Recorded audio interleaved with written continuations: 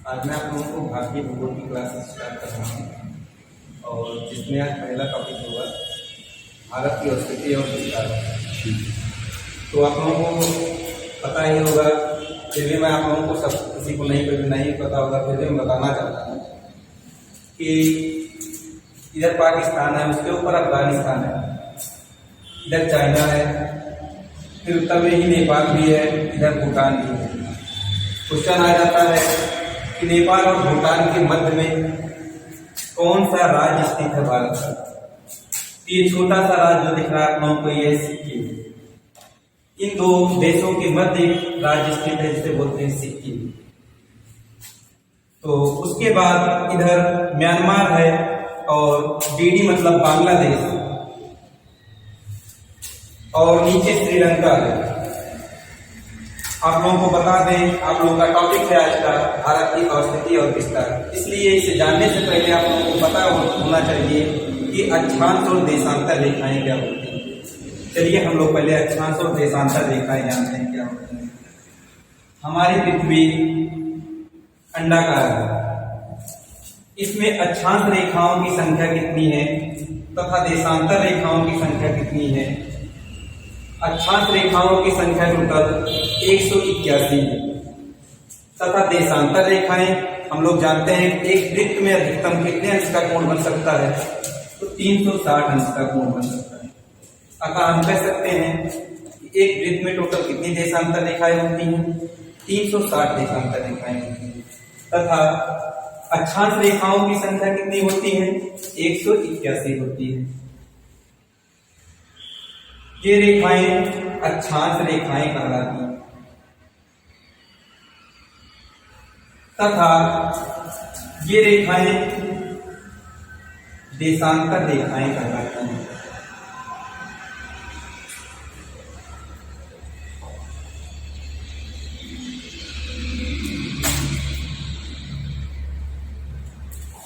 ऊपर के भाग को उत्तरी बोलते हैं, ये उत्तरी ध्रुव है,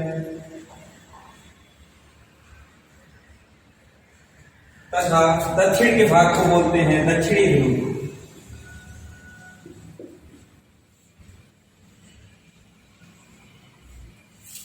जीरो डिग्री अक्षांश रेखा के ऊपर के भाग को उत्तरी ध्रुव तथा 0 डिग्री दक्षिण के भाग को दक्षिणी ध्रुव बोलते हैं।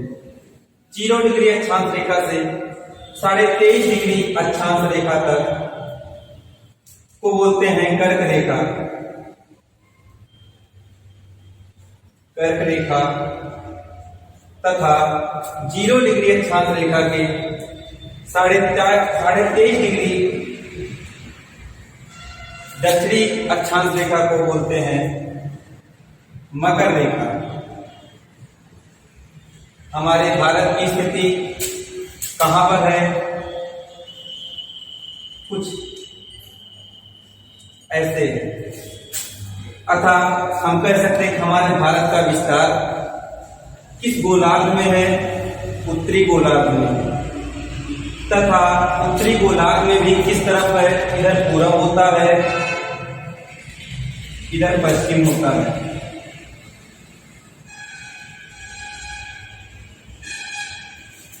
तो हमारे भारत का विस्तार किस गोलार्ध में है, उत्तरी पूर्वी गोलार्ध में है। ये क्वेश्चन कई बार आया हुआ है कि भारत का विस्तार किस गोलार्ध में है, तो भारत उत्तरी पूर्वी गोलार्ध में विस्तृत है। चलिए अब जानते हैं, इसका भी एक बिंदु होगा, इसका भी एक बिंदु होगा, ये भी एक बिंदु होगा, ये भी एक बिंदु होगा। इसे जानने के लिए हम लोग आ जाते हैं इस मैप पर।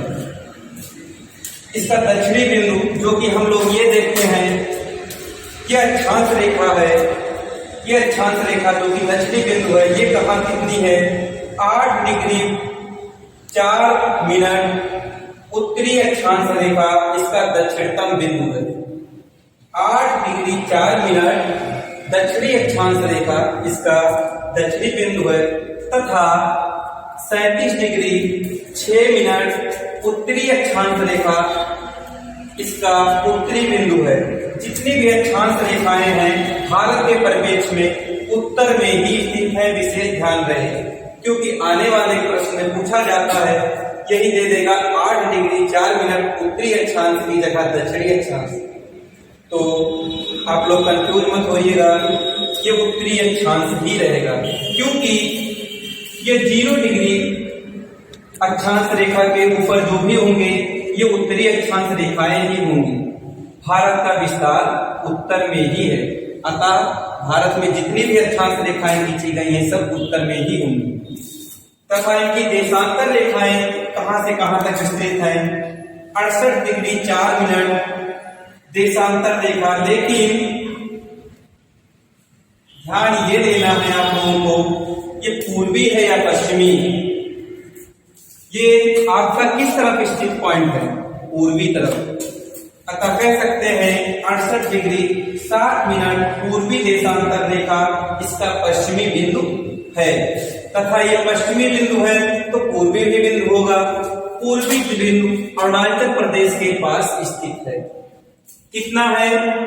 97 डिग्री 25 मिनट पूर्वी देशांतर रेखा इसका पूर्वी बिंदु है। आप लोगों को ये भी पता होगा, अगर ये एक बिंदु के रूप में होगा तो इसका कोई नाम भी होगा। इसको जानने के लिए हम लोग देखते हैं इस बिंदु का नाम, जो कि अरुणाचल प्रदेश में स्थित है, इसका नाम है किबुथु। कई बार पूछा गया है कि भारत का पूर्वी बिंदु का नाम क्या है, उसका नाम है किबुथु। तो पश्चिमी बिंदु का भी जो 68 डिग्री 7 मिनट पूर्वी देशांतर के पास स्थित है उसका नाम क्या है? ये गुजरात का पार्ट है। इसका नाम है गुहार माता या गुहार मोती। कहीं कहीं गुहार माता मिलता है, कहीं कहीं गुहार मोती मिलता है।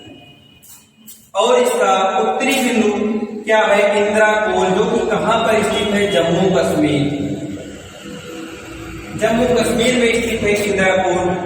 37 डिग्री 6 मिनट उत्तरी अक्षांश रेखा के पास स्थित है इंद्राकोल।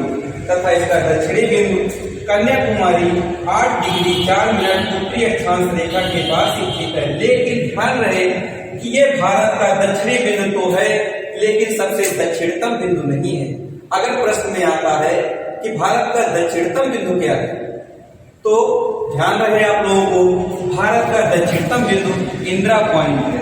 दक्षिणतम मतलब होता है सबसे अंतिम पॉइंट, जहां तक भारत का सबसे अंतिम विस्तार है दक्षिण में, उसे बोलते हैं दक्षिणतम।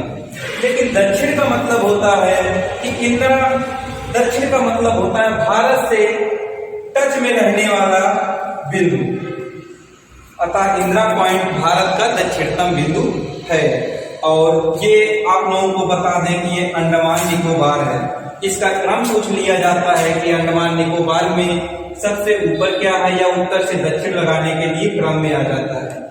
तो उत्तर से दक्षिण क्रम में लगाने के लिए आने, फिर सबसे ऊपर क्या है? उत्तरी अंडमान है, मध्य में मिडिल अंडमान है, और उसके भी दक्षिण में साउथ अंडमान है, उसके भी दक्षिण में लिटिल अंडमान है। आप लोग ध्यान रहे कि ये श्रीलंका है। श्रीलंका और भारत के मध्य में एक जल संधि है जिसका नाम है पाक जल संधि। पाक जल संधि।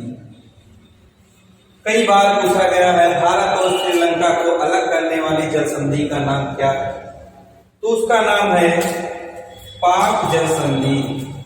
अब मित्रों आप लोगों को बता दूं कि इसका विस्तार भी होगा कुछ, इसका क्षेत्रफल भी होगा कुछ। तो भारत का क्षेत्रफल कितना है? भारत का क्षेत्रफल कितना है? 32,87,263 किलोमीटर। 32,87,263 किलोमीटर इसका क्षेत्रफल है। अब आप लोगों को इसका दक्षिणी, उत्तर से दक्षिण विस्तार कितना किलोमीटर है, तथा पूरब से पश्चिम या पश्चिम से पूरब विस्तार कितना है, ये सब हूबहू ऐसे ही प्रश्न पूछे जाते हैं। तो आप लोग देखिए उत्तर से दक्षिण इसका विस्तार कितना है? तो 3,02,14 किलोमीटर।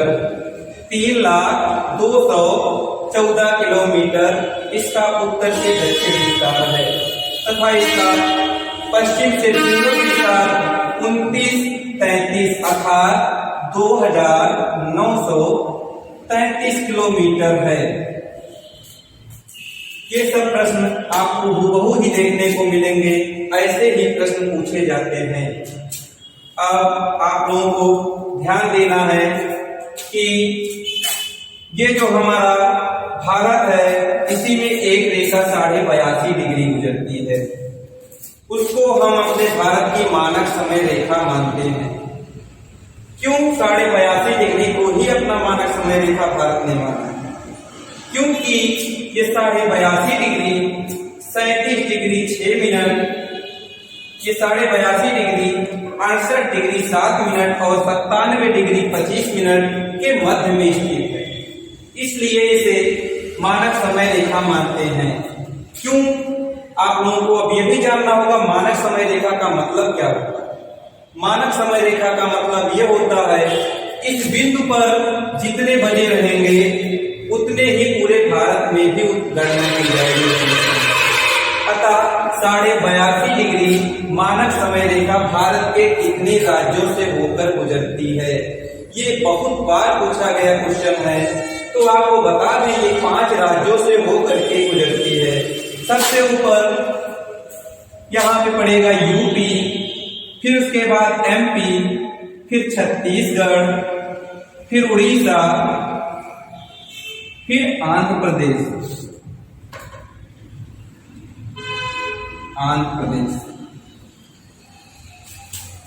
तो 5 राज्य कौन कौन से हैं? यूपी, एमपी, छत्तीसगढ़, उड़ीसा और आंध्र प्रदेश।